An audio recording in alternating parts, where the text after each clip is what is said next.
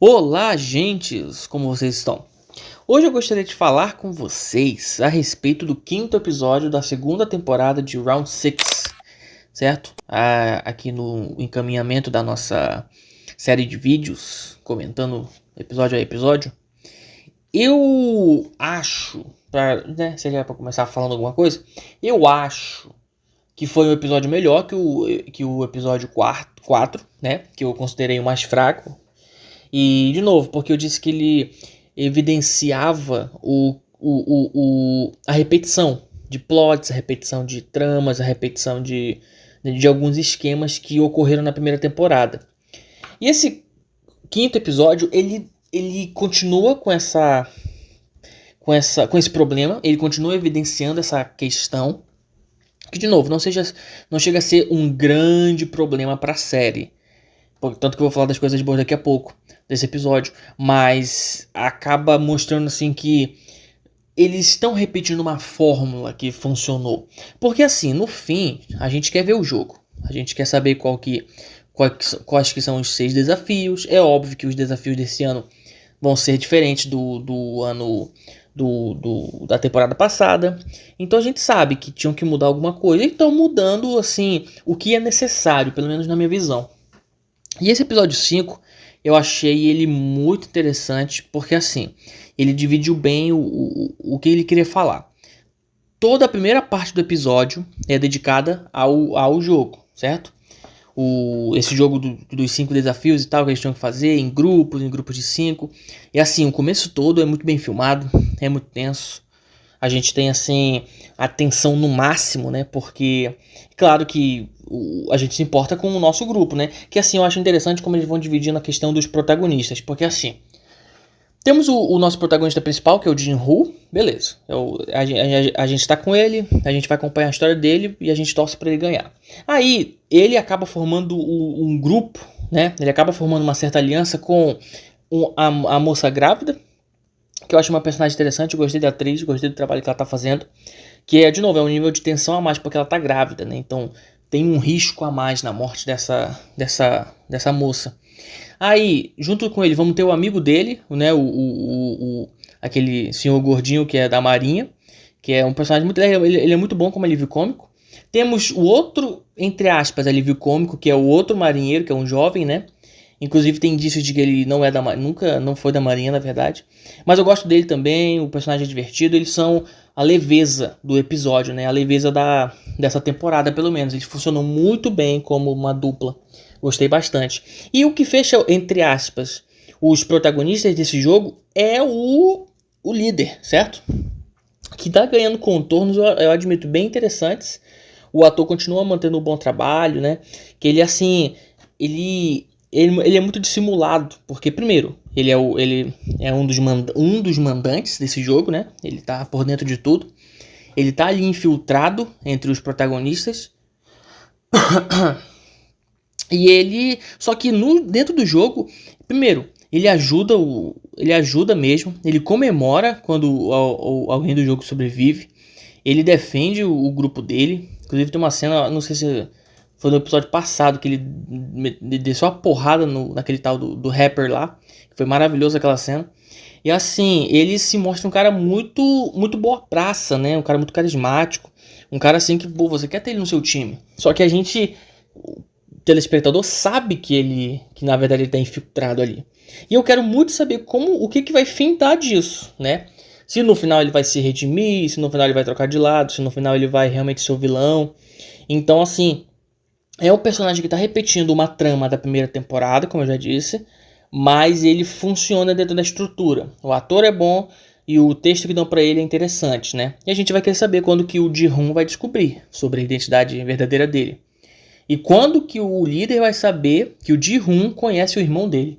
Então, assim, é uma dinâmica que vai ser interessante de acompanhar. Mas ainda nesse negócio de protagonismo, a gente tem esse grupo que eu falei. Aí nós temos o subgrupo das pessoas que torcemos. Que eu acho a belíssima dupla, que é o filho e a mãe. Eles são muito bons. A senhorinha que faz a mãe, ela é muito carismática, ela é muito divertida. Ela representa aquela mãe bem conservadora, né? Assim, é uma dinâmica de mãe e filho muito legal, identificável, né? Todo mundo conhece, todo mundo tem mãe. Então, assim, é uma dinâmica que a gente consegue se identificar bastante. De novo, eles são divertidíssimos juntos. E assim, é uma pena que provavelmente esta senhorinha vai falecer, né? No decorrer da temporada. E talvez o filho dela também. Aí junto com eles temos a personagem transexual, que eu achei interessante. É uma personagem ponta firme, é uma pessoa legal. Assim, ela conta a história dela e tal. Inclusive, vou falar mais disso depois, sobre esse contexto de histórias, né? Do background dos personagens. E tem mais uma menina que tá com eles ali acompanhando e tal, né? Ela tem um pouquinho menos de expressividade. E assim, enquanto tem essa turma que a gente torce, essa turma que a gente consegue, pô, se importar e tal, temos a outra turma que é os odiáveis, que eu já falei. É o rapper, é aquele senhor um pouquinho mais velho, é o capanga do rapper. Aí o capanga do rapper tem um capanga, que é um capacho, que é um menino todo bunda mole. Aí tem uma moça que ela nem é odiável, eu até gosto dela. Que é um pouquinho mais barra pesada e tal. Então assim, mas o que eu queria falar sobre o episódio? Que eu gostei bastante. Todo o início é o jogo é extremamente tenso, o jogo é catártico, a gente se importa, a gente comemora quando dá certo, a gente fica triste quando dá errado. E assim, eu acho interessante porque quando as pessoas nesse jogo aqui, quando as pessoas venciam, os que estavam assistindo comemoravam. Então assim, tipo, eu entendi que isso é a série trazendo a humanidade, sabe? Porque ninguém ali quer, todo mundo ali quer dinheiro. E quanto mais pessoas morrerem, mais dinheiro para os que ficam vivos. Então os que estão assistindo os jogos, eles deviam ficar putos quando alguém sobreviver. Só que não. Quando alguém ganha, todo mundo comemora. Então isso mostra o espírito humano de torcida, sabe? Mostra o espírito humano de sabe, se importar com a alegria do outro. Achei isso muito legal. E claro, só que ao mesmo tempo, quando uma equipe perde e todo mundo morre, todo mundo fica chocado. Por quê?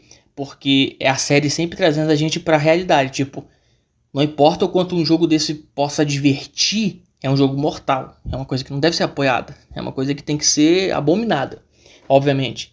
Então, mas vamos lá, voltando. Toda a primeira parte do episódio é o jogo. Aí a segunda parte é a votação, que sim, estão repetindo o plot do terceiro episódio.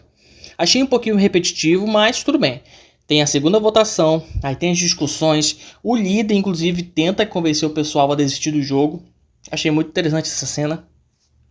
O protagonista tenta, aí vem os outros falando que não, tem que continuar o jogo. E assim, a situação de tensão da votação, né? Que a gente já suspeitava que, claro, fosse dar errado e todo mundo fosse permanecer no jogo. E dito e feito. Aí a terceira parte do episódio, que foi talvez o que mais tem me surpreendido, é totalmente focada nos personagens. A gente vai entender a história de praticamente todos eles. Cada um vai ganhar um pouquinho mais de desenvolvimento. Temos cenas muito bonitas. Por exemplo, tem uma cena que o Ji-hoon tá conversando com um amigo, o marinheiro dele. E assim, é um momento que a gente vê o nosso protagonista, que tá todo amargurado, voltando a ser o cara que ele era. Brincalhão, sabe? Um pouquinho mais afobado, um pouquinho mais nervoso. E o próprio amigo dele fala, pô, agora eu tô vendo meu amigo de novo. Então assim, achei muito interessante o que a série tentou fazer, assim, que pô, a gente vê um momento de alegria do nosso protagonista, que a gente gostava tanto na primeira temporada, ainda gosta, só que entende pelo que ele passou. Então achei muito bem feita essa sacada de roteiro, assim. E todo mundo ganha. A gente entende a história do transexual. A gente ganha novas camadas pra mãe e o filho.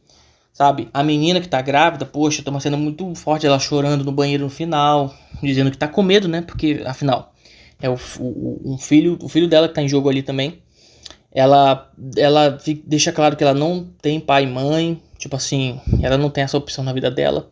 Então a gente vai ganhando alguns contornos. E enquanto isso, do lado dos seguranças, né, de macacão vermelho, temos a personagem da Noe, que eu continuo dizendo que é o destaque, só que ela aparece bem pouco nesse episódio.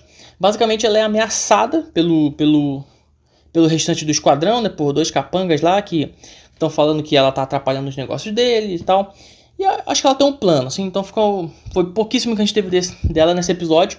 E tivemos menos ainda do detetive, que tá na busca ainda, tipo assim, a trama dele tá enrolando um pouquinho, né, pra se convergir no final da temporada ou só na próxima temporada.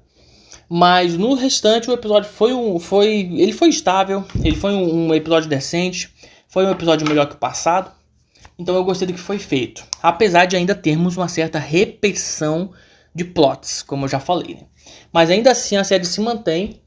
Vamos agora pro episódio 6 e ver como que a trama vai se concluir. Lembrando que só são 7 episódios nesta segunda temporada de Round 6. Meus queridos agentes, eu vou ficando por aqui. Gostaria muito de saber a opinião de vocês nos comentários, se vocês assim quiserem colocá-las. Muito obrigado e até a próxima.